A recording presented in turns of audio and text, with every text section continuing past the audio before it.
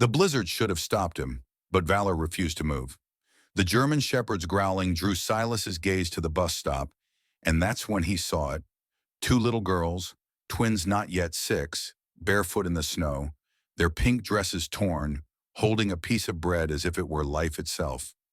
Silas had faced bullets and lost before, but nothing pained him more than this deafening silence. Why were they alone in the storm?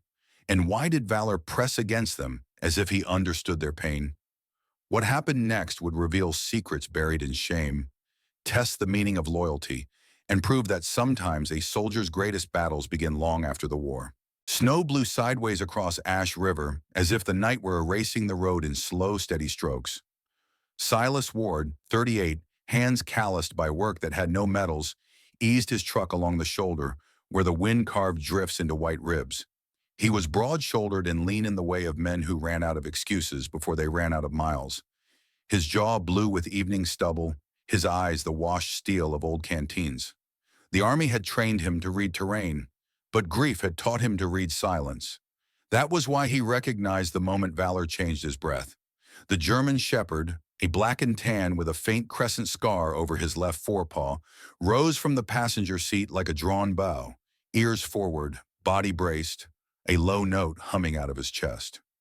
Silas felt it before he heard it, the way a tree feels wind. He tapped the brakes, the truck settled, and the world narrowed to a sputtering streetlight and a bus stop that shivered in its bolts. Valor's gaze fixed on the bench. Silas followed it and saw two small shapes the size of prayers. The twins were curled together like a single creature.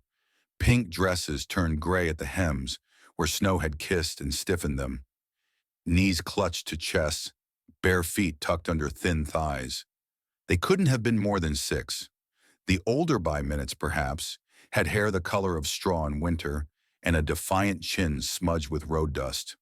The younger's face was softer, with eyes too wide for a night this hard. Between them they held a crust of bread, the kind that makes your throat ache not from hunger, but from the tiny ritual of saving. Silas cut the engine and stepped out into a wind that bit through wool. He was moving before the door slammed, the soldier in him cataloging danger's exposure, hypothermia, the way small hands don't shake when they've been shaking too long. "Hey," he said, voice low, palms open. He knelt so his eyes were level with theirs. He was careful with his face, smoothing it the way you do when approaching a spooked horse. "I'm Silas. This is Valor. He's good at keeping warm." Valor didn't wait for permission. He slid under the bench and pressed his ribs along their shins, the living weight of him, a hearth. Breath fogged from the girl's lips in thin threads. Up close, Silas saw the tiny bluing at their toes and a lattice of scratches along the older girl's calf, a story told in little dashes. "May I?" he asked, and when neither flinched away, he shrugged off his coat, then his flannel overshirt, layering fabric over bone and goose flesh, tugging sleeves up toward their shoulders. The older girl's gaze snagged on his name patch faded, sewn to the inside of the coat out of habit, Ward, and then on the patch of a unit he didn't wear anymore. Her mouth didn't move, but something in her eyes did. "We need to get you out of this wind," he murmured. The younger one, brown gold hair and snarled ribbons, looked from Silas to Valor, as if gauging the exchange rate of trust. Valor angled his head and flicked his ears. A joke between dogs that Silas had learned to translate as "I go where you go." The older girl pinched the bread, split it, and put a nub on her palm. "For him," she whispered, the smallest feather of sound, her first offering to the night. Valor took it like sacrament, his teeth careful as a choir boy's hands. The girl's fingers lingered on his muzzle as if touch were a new language, and she was guessing the grammar. Silas lifted them one at a time, surprised by the weightless shock of each body. The first clung to the coat, the second to Valor's collar as he backed out from the bench with all the solemnity of an altar server, pacing Silas to the truck. Inside, the heater coughed itself awake. Silas wrapped a wool blanket over their laps, tucking edges the way he used to tuck ponchos, sealing in pockets of heat. Valor wedged himself on the floorboard, chest against their shins, tail fanned along their ankles to guard them from the drafts. "Names?" Silas asked softly, not expecting an answer, and therefore less worried about breaking one. The older studied him a heartbeat longer and pressed a damp, folded card into his hand. The laminate had bubbled where snow melted and dried. He thumbed away a smear and read the ink that hadn't run. Hazel Lynn Parker. Under it, in a handwriting that had tried to be careful, another, Holly Lynn Parker. Lynn caught him like a fishhook under the tongue, a name from a hallway he used to walk, from letters he used to write and didn't send.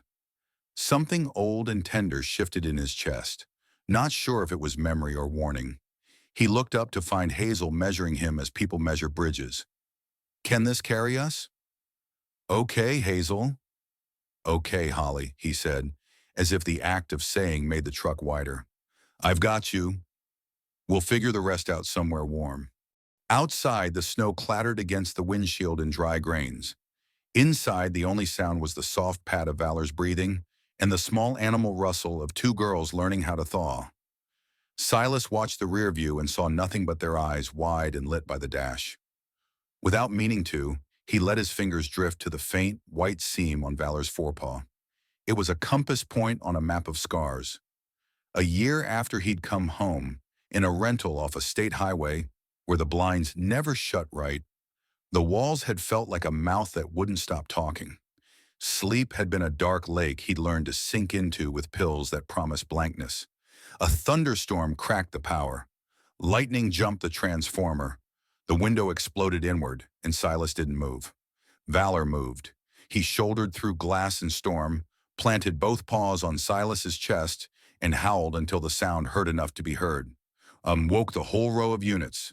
Next day, the landlord said the dog was a menace. Silas bought plywood and a better lock and started counting his pills forward instead of backward. That was how Valor became not a dog in his life, but the hinge it swung on. He checked the girls again. Hazel's lashes glittered with blown snow. Holly's mouth had relaxed in sleep's first mercy. He cracked the windows to let the fog clear and drove careful, fingers light on the wheel. Ash River at night was a handful of lit windows scattered under the hill. The kind of town where people waved with two fingers from a steering wheel and made soup in quantities that assumed guess. He thought about the light he could borrow, the rooms he trusted, Larkspur Motel with the always-on front desk lamp, the owner who didn't ask for stories he couldn't fix. He turned the truck that way, and when the road curved, the headlights brushed a sign for the elementary school. He felt the fishhook tug again. "We'll need help," he told the windshield, which had heard worse, "and paperwork. And someone who knows which forms to ask for when you don't know the name of the thing you're surviving." Valor swung a glance up at him and then back to the girls, as if to say, "We start with heat and sugar, and the rest we improvise." Silas smiled despite the hour. "A philosopher," he said. "Of course."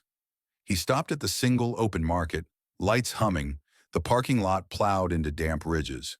He left the engine running and the doors locked, jogged inside, felt the bright warmth as a benediction. He chose the things that make first mornings better: milk, instant oatmeal, applesauce, a pack of socks so tiny they could have been ornaments. When he came back, Hazel was awake and watching him through the glass with eyes that had figured out how to survive. He opened the door and the cold climbed in. "Hey," he said again, clumsy with the ordinary word. "This is for later." He lifted the bag, then, because later is a luxury, pulled out a small cinnamon roll and set it within reach. Hazel's hand hovered. She glanced at Valor. "For him," she whispered again, and tore off a piece before taking her own. Valor accepted, then pressed his muzzle into her palm and left it there, his version of a signature. Silas put the truck in gear. The heater made its tired, rattling music. Ash River's snowfall eased from anger to decision. Somewhere behind them, the empty bench kept the shape of two small bodies for a while before the wind smoothed it away. In the mirror, Silas saw Hazel's head bow over the cinnamon roll, saw Holly's fingers curl in Valor's tail, and he thought not for the first time that some battles are won by staying. The sign for Larkspur's turnoff glowed ahead. He felt the old guilt shift like a pack he had decided to carry correctly this time. "Almost there," he said to the girls, to Valor, to the younger version of himself who had waited too long to come back. Valor thumped his tail once against the floorboard. It sounded like a gavel. A ruling had been made, the kind that changes how you drive the rest of the night. The neon sign for the Larkspur Motel buzzed in the snow, its flicker casting a tired pink light across the icy lot. Silas pulled the truck into a space closest to the office and killed the engine, letting the heater exhale one last breath before silence pressed in. The motel had been standing since the late 50s, a low-slung row of doors with paint peeling at the edges, each room marked by a brass number dulled by decades of weather. Tonight it looked less like a place to sleep and more like a shelter dug into the night. One of those way stations travelers only remembered because it had been warm. Silas lifted Hazel and Holly out carefully, carrying them wrapped in his coat. Valor padded at his side, head high, scanning shadows with the kind of discipline that came from years of standing guard. The motel clerk, a gray-bearded man with reading glasses slipping low on his nose, gave Silas a long look but asked no questions. He slid over a key attached to a plastic fob. Room 12. "Heat's working fine," he said simply, as if he understood that explanations could come later. Room 12 smelled faintly of detergent and old cedar. The heater thrummed like a slow heartbeat, steady, repetitive, a rhythm that seemed to argue against the chaos outside. Silas set the girls gently on the double bed, tucking the blanket tight around them, and Valor leapt up without hesitation, curling into the hollow between their knees. Hazel stirred, her fingers curling instinctively into his fur, and Silas felt his chest tighten at the way she clung to the dog as if he were the only solid thing in the room. He unbuckled the small pink backpack Hazel had been carrying. The fabric was stiff from melted snow, the zipper reluctant, but it opened with a sound that felt indecent in the quiet. Inside lay the remnants of a life pared down to essentials. A hairbrush with broken teeth, a threadbare teddy bear buttoned with someone's effort to keep it intact, a folded napkin smudged with peanut butter, and at the bottom a laminated school ID card. The face on the card was Hazel's, eyes too large for a kindergarten portrait, name printed beneath in bold type. Hazel Lynn Parker. The surname hit him harder than the storm had. Parker, his breath snagged, a name tethered to another face, Maren Parker, the woman he had once sworn he'd marry before deployments and silence pulled the seams apart. He pressed the card flat against the desk, knuckles whitening. He had not seen Maren in nearly 7 years, not since he came back from Afghanistan with more scars than stories. Had Maren married, moved on, or had she disappeared into small-town shadows, carrying a secret he hadn't earned the right to know? The motel clock ticked toward 2 a.m., its hands moving louder than the room deserved. Silas pulled out his phone, thumb hovering over contacts he rarely touched. Most numbers belonged to men who no longer answered or women who no longer remembered. But one name glowed back at him. Naomi Pierce. Naomi was 41, a community resource officer who had once worked alongside Silas when he returned from his second deployment. Back then, she was the one who had walked him through VA forms he couldn't read without shaking, who had dropped groceries at his door when Valor was still a pup with too much hunger in his belly. Naomi was black, tall and spare, her hair cropped tight around her head, her eyes dark and unflinching. She had the no-nonsense presence of someone who had raised 3 kids alone and still found time to fight for everyone else's. A scar curved along her wrist, a pale crescent she never explained, but Silas knew it had something to do with a fire in her childhood home trauma that shaped the way she refused to look away when others turned their heads. He dialed. The line clicked after 2 rings. "Ward," Naomi's voice was husky from sleep but carried its usual weight. "You don't call unless you're bleeding." "Not me," Silas said quietly. 2 girls. 6, maybe. I found them outside the bus stop in this storm. They're asleep now, but Naomi, their last name is Parker." The pause stretched, then she exhaled. "Maren? Looks that way." His thumb rubbed the corner of the ID as if friction could erase uncertainty. "Don't call the cops yet," Naomi said firmly. "Not until I see them. Too many cases end up lost in the system before they even start. I'll be there at first light." Silas nodded, though she couldn't see it. "Room 12, Larkspur. Keep them warm, Ward, and keep that dog close. Sometimes kids talk to fur before they talk to faces." When he ended the call, Silence reclaimed the room, broken only by the low hum of the heater and Valor's steady breathing. Silas sat in the armchair by the window, back stiff, hands knotted. He didn't sleep. Instead, he watched the way Hazel and Holly breathed in tandem. Valor's body curled as a living barricade. Dawn seeped slowly through the blinds. Pale light painted the girls in soft gold, and Silas finally exhaled for the first time in hours. Hazel stirred first, her eyes blinking open, wide and cautious. She glanced at him once, then away, her hand reaching immediately for Valor. Silas, unsure of what to say, lifted a paper bag from the nightstand. "I brought breakfast," he offered, voice rough with exhaustion. He pulled out a croissant, its flaky crust flattened from the drive. He broke it in half and extended it. Hazel took it silently, then, without looking at him, tore a small piece off and held it out to Valor. "Here," she whispered, her voice small but sure. Valor accepted it with patient dignity, tail thumping once against the bedspread.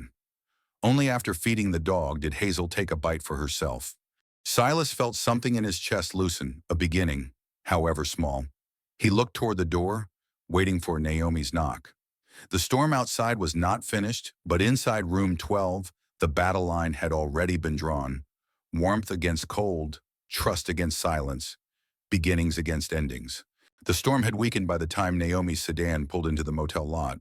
Pale morning light showed the sharp lines of her face, hair tucked neatly beneath a wool cap, her expression carrying the weight of someone who had learned long ago that sleep was optional but truth was not. She stepped into room 12 with the same quiet authority she always carried, shoulders straight, voice steady, eyes immediately scanning the scene. Hazel and Holly clung to Valor, who rose only enough to sniff Naomi's hand before lowering his head again, as if acknowledging her right to be there. By late afternoon, the three adults were walking the cracked sidewalks of Briarwood Court, Valor pacing at Silas's side. Briarwood had once been built as affordable housing on the edge of Ash River, but years of neglect had turned it into a hive of sagging balconies, rusted railings, and windows covered with sheets instead of curtains. Children's bicycles, half broken, leaned against stairwells, and the smell of fried food and cigarette smoke drifted out of every hallway. Naomi walked in front, folder in hand, her boots confident against the ice. She had dealt with places like this for half her career, and though she had never stopped hating them, she knew how to move inside without drawing attention. Unit 3C was at the back corner of the top floor. The door bore a dent near the handle, as if it had been kicked once and never properly repaired. Maren Parker opened it. She was 35, her auburn hair tied in a knot that had given up halfway through the day, strands falling across her pale cheeks. Once she had been lively, Silas remembered her laugh filling rooms like a bell. But now her green eyes carried the sheen of someone who had cried herself empty more times than she could count. She was thin in the way of people who forget to eat, her gray cardigan hanging loose from narrow shoulders. For a moment she froze, eyes flicking from Silas to Naomi, and then landing on Valor. "You came," she said, not quite believing it. Her voice cracked on the second word. Silas nodded stiffly. He hadn't expected gratitude, but the sight of her like this cut him deeper than he had prepared for. Inside, the apartment smelled of reheated noodles and damp laundry. The living room was sparse, a couch with a ripped seam, a small table piled with unopened envelopes, a single lamp casting yellow light. Toys lay scattered in a corner, abandoned mid-play. Hazel and Holly edged inside reluctantly, Valor moving between them like a wall of fur. Maren tried to smile at her daughters, but they turned away, pressing closer to the dog. The rejection landed visibly on her face, but she said nothing. Instead, she busied herself with the dishcloth in her hands, twisting it until the threads threatened to snap. Naomi took a chair, laying her folder across her knees. "We're not here to accuse, Maren," she said evenly, "but we need to understand what's been happening." Silas stayed standing, unable to sit in this room heavy with ghosts. His eyes caught a small desk shoved against the wall. On top lay scattered papers, and in the lower drawer, ajar by a finger's width, Valor stiffened. His ears twitched, nostrils flaring. He pawed once, sharply. Silas pulled the drawer open. Inside lay a purple spiral notebook bent at the corners. He lifted it. the paper soft from overuse, and opened the first page. The drawings were crude but unmistakable. A towering figure with thick arms looming over a smaller one curled on the floor, red scribbles slashing across a door, and then, on another page, a dog with pointed ears standing between a child and a jagged shape with teeth. Marin's breath caught. She reached for the notebook, but Naomi closed it gently before she could touch it. "Did you know about this?" Naomi asked. Marin shook her head, lips trembling. I didn't. I didn't look. Cole said he was making them stronger, said the world wouldn't spare them, so he wouldn't either. I thought if I stayed quiet long enough, it would stop." Her voice cracked into a whisper. "I failed them." Silas's jaw tightened. He wanted to shout, but war had taught him silence could wound deeper. He remembered nights when letters sat unsent on his desk, when Marin had been waiting for him to come back whole, and he hadn't. That guilt pressed against him now, heavier than the snow still clinging to his boots. Naomi leaned forward. Her voice was calm but sharp as steel. "Marin, silence is not protection. These girls don't need to be made stronger. They need to be safe." At the mention of safety, Valor shifted closer to the twins, pressing his body against their knees. Hazel's small hand threaded through his collar, Holly's cheek resting on his flank. They hadn't said a word since entering, but their bodies spoke for them. Valor was the only anchor they trusted. Marin wiped her eyes with the dishcloth, then stared at Silas.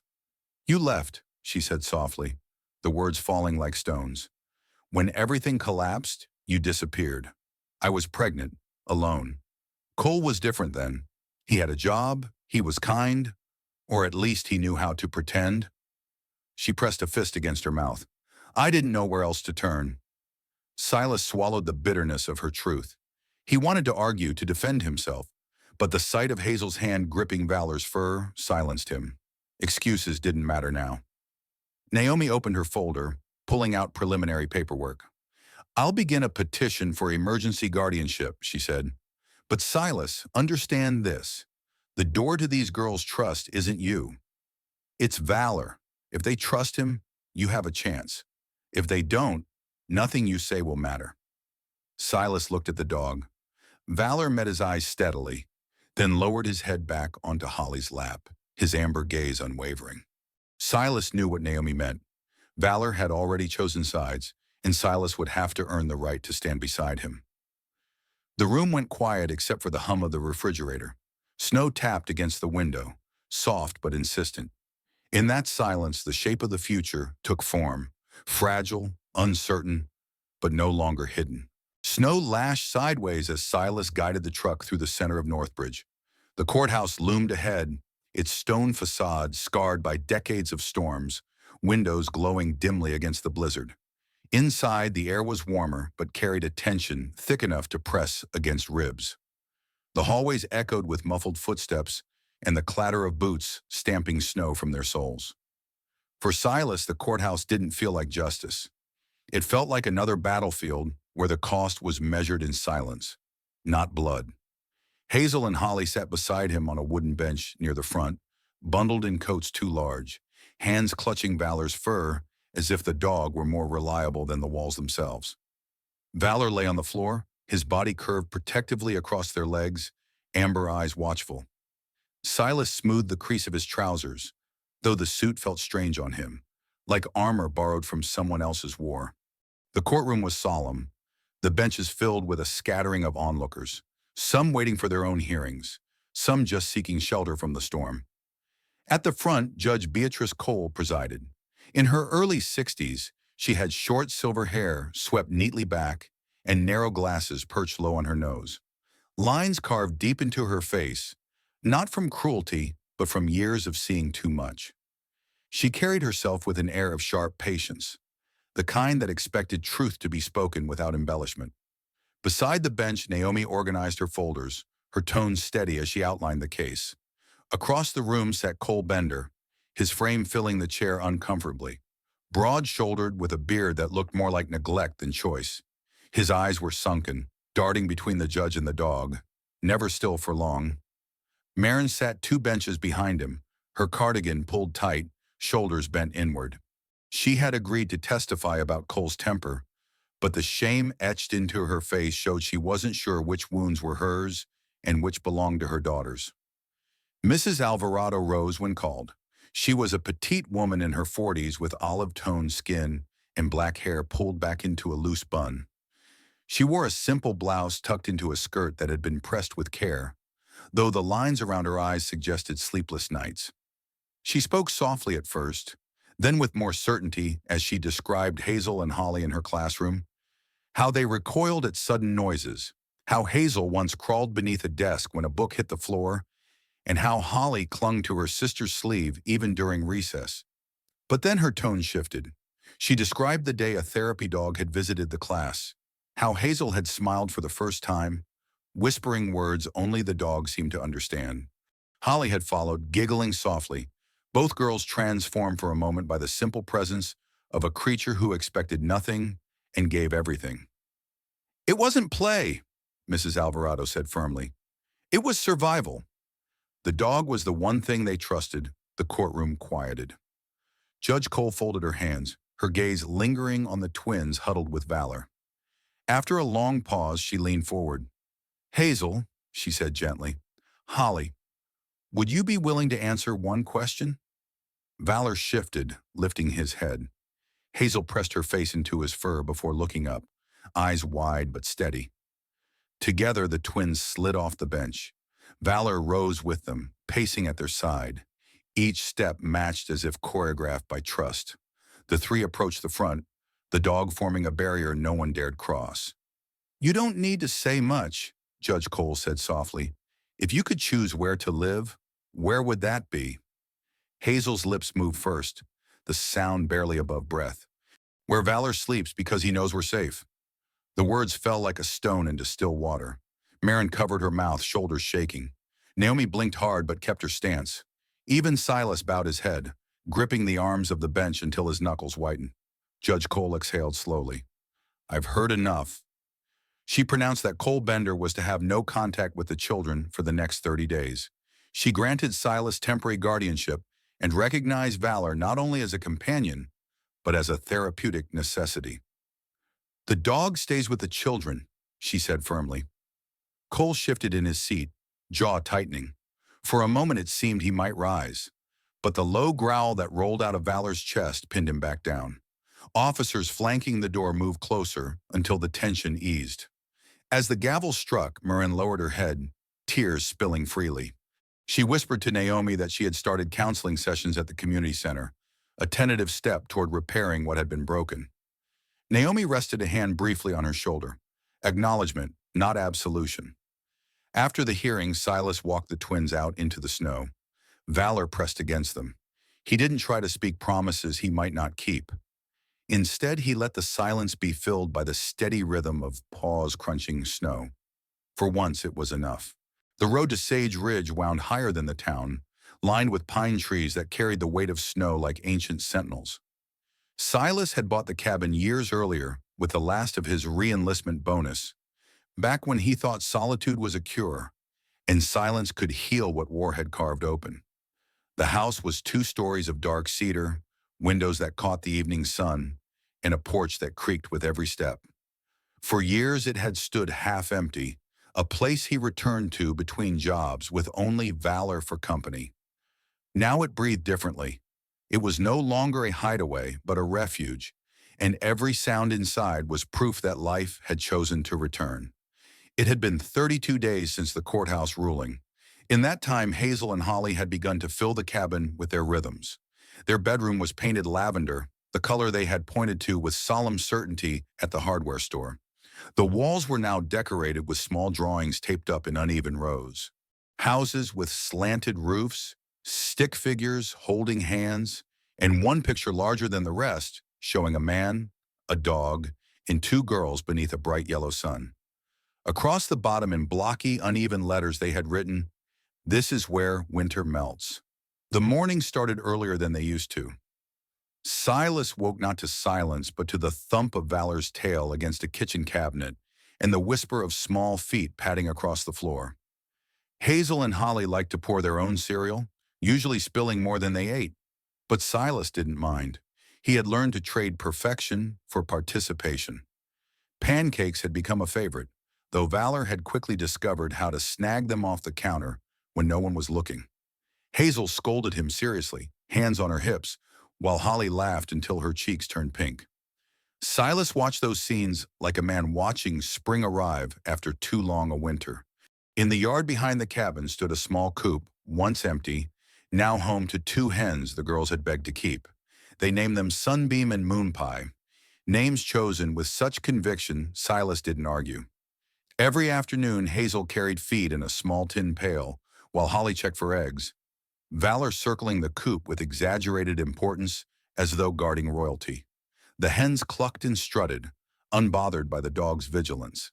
The girls often sat in the snow beside the coop, whispering secrets into the feathers of their chickens as if those birds were old friends. At night, after the girls had fallen asleep with Valor curled between their beds, Silas sat at the desk in his room, writing letters he never sent. One in particular he had folded and unfolded so many times the paper had softened. In it he wrote, "Courage is not the battles we win overseas, nor the medals they pin to our chest. Courage is sitting quietly until someone else can sleep without fear. Courage is patience measured in the weight of a child's breath against the dark." He left it unsent, tucked into the drawer, but it was more honest than anything he had spoken aloud in years. Naomi came on the 32nd day, her boots crunching against the packed snow of the driveway. She was dressed in her usual gray coat, clipboard in hand, her expression set in lines of practicality. Yet when she stepped inside and saw Hazel and Holly playing on the rug, with Valor stretched across their laps, her face softened. She moved through the house, checking the kitchen, the bedrooms, the yard. When she returned, she stood by the porch railing, looking out over the valley where the sun was dropping low and painting the snow orange. "I'll recommend permanent guardianship," she said finally, her voice low but certain. "This isn't just stability. It's healing." Silas nodded once, throat tight. He glanced down at Valor, who sat at his heel, head tilted as if listening. "I didn't do it alone," Silas said. Naomi followed his gaze to the dog and smiled faintly. "I know. Sometimes the best caseworker wears fur." That evening, after Naomi had driven away and the valley had sunk into twilight, Hazel taped another drawing to the porch post. This one showed two hens, a dog larger than both children, and a house on a hill. Above it was written in uneven script, "Home." Silas stood with one hand resting on the wood, watching the wind tug at the corners of the paper, and felt the weight in his chest shift from burden to something closer to gratitude. When he went inside, Hazel and Holly were already under their blankets. Valor stretched between them like a bridge. The dog no longer slept with ears pricked and muscles tight. Instead, he lay heavy and loose, his body a warm cushion, a breathing pillow against the dark. Silas sat at the foot of their bed and whispered words they couldn't hear through sleep. "We're safe now." Valor opened one eye, blinked slowly, then closed it again. The quiet of the house was no longer empty. It was full of promises kept by presence, not words. Sometimes healing does not arrive with thunder or triumph. Sometimes it comes quietly, in the steady breath of a dog who refuses to leave, in the laughter of two little girls who finally feel safe enough to sleep, and in the patience of a man learning that presence can speak louder than promises. This story is a reminder that love is not measured by grand gestures, but by the courage to stay when staying is hardest. If this touched your heart, share your thoughts in the comments and tell us what home means to you. And if you believe every child deserves a place where winter melts, please like this video, follow and subscribe so more stories of hope can find their way to those who need them.